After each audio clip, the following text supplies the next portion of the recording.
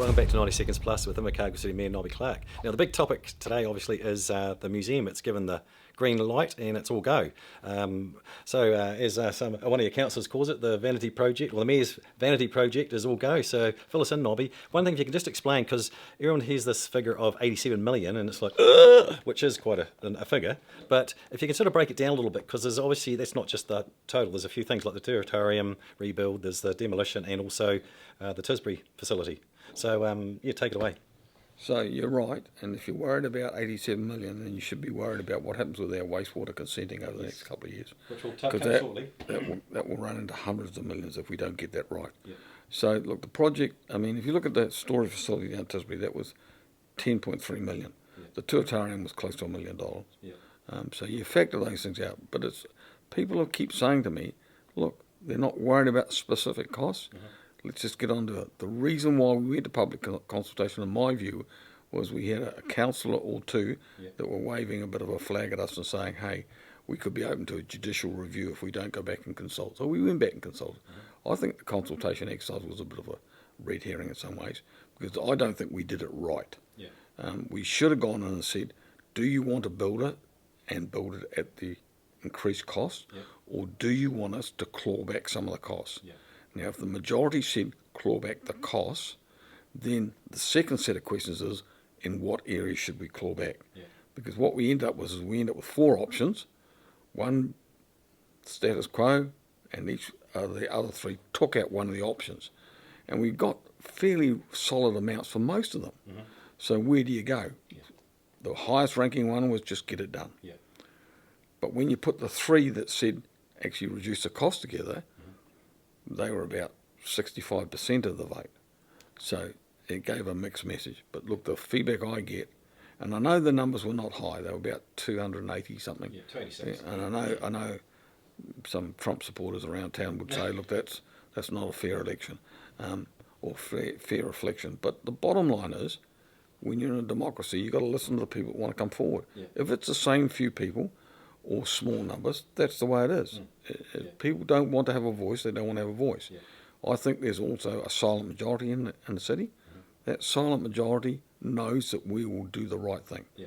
And I've been quite clear on that right from day one. Get it done by December next year, and then take about another 6 to 8 months to get the experience sorted. Yeah. So the big thing going forward is not the build. The build will be done. Mm-hmm. The issue is, what do we put in? Not how much does it cost, but what do we put in? What will it look like? Yeah. There's been confusion around two things. One is the issue of, what does the digital experience look like? And everybody thinks, some of the people think, oh, digital, that means they're going to have a whole lot of flat screens up. Won't they date? Yeah. Nobody wants to go around and look at flat screens. Well, digital doesn't mean that. Digital, it's interactive, isn't it? That's right. That's exactly the key. You touch something, it moves. Yeah. That will keep the young ones coming back. And the beauty of that is, when you've got static stuff, which we've had in traditional museums, it takes forever to replace them. Sometimes we don't replace them at all. Yeah. Yeah. And every time you go there, half the museum's the same as it's been for the last 10 years. Covered in dust.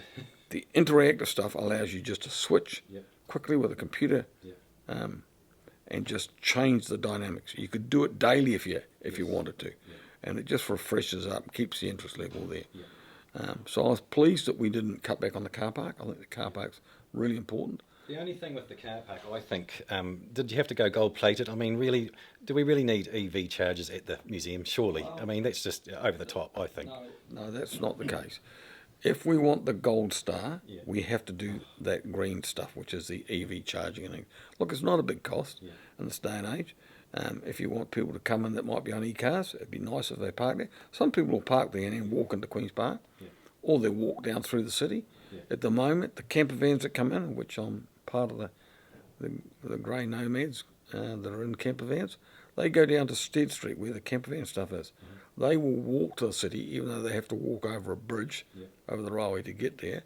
The other alternative is, if they go to the museum, they've got a long way to walk. Yeah. So having a good car park there gives some traffic at the other end of the city, where people have said we're drawing it too much back into the CBD.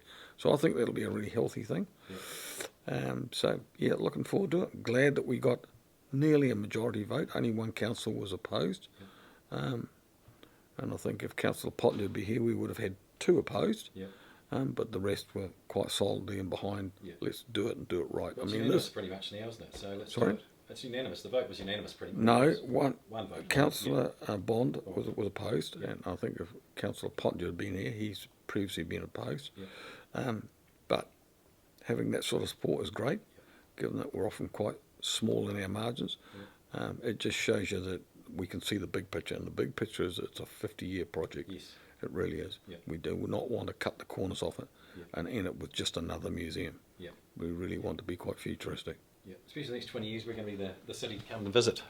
From another new hotel opening, we've got everything else down here. Absolutely. So it's why not have a flash museum and do it right? Do it once and do it right. Well, I think there will be two things that will attract people into Invercargill in the next 5 to 10 years.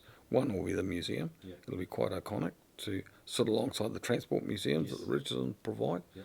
But the other thing will be Destination Bluff. Yes. So a combination down there of the Ocean Beach Freezing Works is now converted into an aquaculture centre. Come gin distillery, come cafe, come chalets.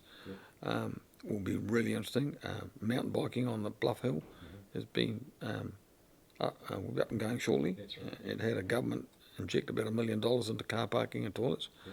So that'll be good as well. And if we can get the camping ground up and running properly, then we'll be able to have camper vans in Bluff, which will be good for Bluff. Yeah. And it'll be good for people jumping off and going to Stewart Island. Just got to shake the government down on Friday with the minister when he's down. Make sure they include the Bluff Highway on their road of significance, because it is, and it's yeah. Well, that's one of the things that we'll be doing. We'll be meeting Minister Brown, Simeon Brown, on Friday, Yeah. and very, very keen to make sure he gets the message about the Bluff Highway and about aquaculture and about our wastewater consents, because our rates are going to be seriously impacted if we don't get that right. So let's go. We'll change gears now. We'll move on to the wastewater, which we seem to keep covering, but it needs to be put out there because there's some dangerously high costs potentially if the wrong decisions made over emotion and feel-good factor rather than actual bit of facts and actual common sense. So you explain a bit more on that. Yeah, well, so I don't make many friends in the world of martyrdom at the moment by saying that there are 3 contributing factors to a consent around wastewater. 1 is cultural values, 2 is affordability, and 3 is environmental impacts. I struggle when the preferred option from iwi comes in without affordability and without environmental factors, when there are other options that are about a third of the price that would tick off all 3 as opposed to just the one issue. And so it's a huge price to pay for a cultural value. Don't disrespect the fact that they've got cultural values. We have to take them into account. Well, certainly, no problem with that. But it's not the end of the world. It's a balance, that's right. If council gets us wrong and we end up with Clifton, which is our big plant in the city, having to go to a land discharge option as opposed to going out into the river and eventually going out to the sea, we're probably looking somewhere between $200 and $250 million. Yeah. That, in lay terms, will push every ratepayer's rates up by $1,000 per annum. It'll bankrupt us. Well, it won't bankrupt us, but it will not be good, because we've got other pressures to come, because Three Waters is much wider than just consents. Yeah. And so it has a serious impact, and I just think we need to get a bit of common sense coming into this. Now, when I raise this, I make a lot of unease with some people, but it just needs to be said. I mean, me personally, everybody knows I'm not here a year from now. I'm sitting in Ototara. I'm not on the water or the sewerage system, so whatever happens in the Three Waters space does not affect me personally.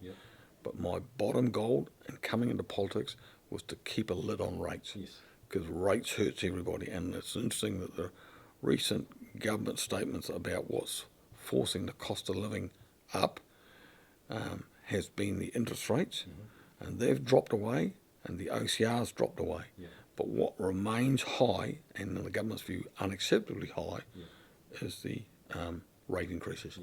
And while ours is much lower than many councils, it is still not low enough.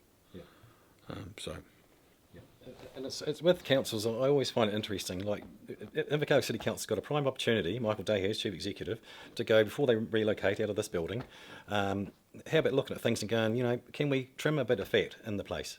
But no, instead it's just going to move the deck chairs to a different deck instead of actually doing a bit of a thorough look through and going, well, we could cut a bit of fat here, a bit of fat there. But anyway, yeah.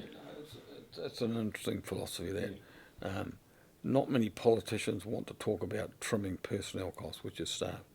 It gets people really uneasy, and I've touched on that in the past years, and I've been sort of castrated for saying those sorts of things. But the bottom line is, if your costs get too high, you've only got one of two options. You reduce costs in your biggest expenditure, which our biggest expenditure that we can control is personnel costs. So that's what we pay staff, and how many staff we have, and how many consultants we have, and how much legal costs we have. Or alternatively, we don't deliver services, or alternatively, we manage the costs, the driving. Now, the big costs that we're going to face the next 5 to 10 years are those wastewater consents. They're the huge ones. If we can get on top of them, we don't have pressure to cut back on the staffing area. If we don't, I think in the next term, that'll be the big issue facing my replacement colleagues. That they'll have to face that. They'll have to say to the Chief Executive, we want a 5-10% drop in the personnel area. They'll have no choice. So, I mean, that line has gone up about $4 million, that personnel costs this year. Now, that's because we've done better at recruiting, and we've got more staff. We had a lot of vacancies before. But at the end of the day, as the government's done recently, they went in and took positions out. Now, we don't want to do that. No. Because when you do that... Does it? Doesn't hurt to have a look every year or two to clean house. Well, I've worked in government departments for decades. Otherwise, the bloke just grows and grows and grows. Part of my management role or corporate finance role was to constantly look for economic savings. And that doesn't just mean personnel, it means lots of things. How you buy cars, what your accommodations like, do you own buildings, do you lease buildings? All those sorts of options need to be considered.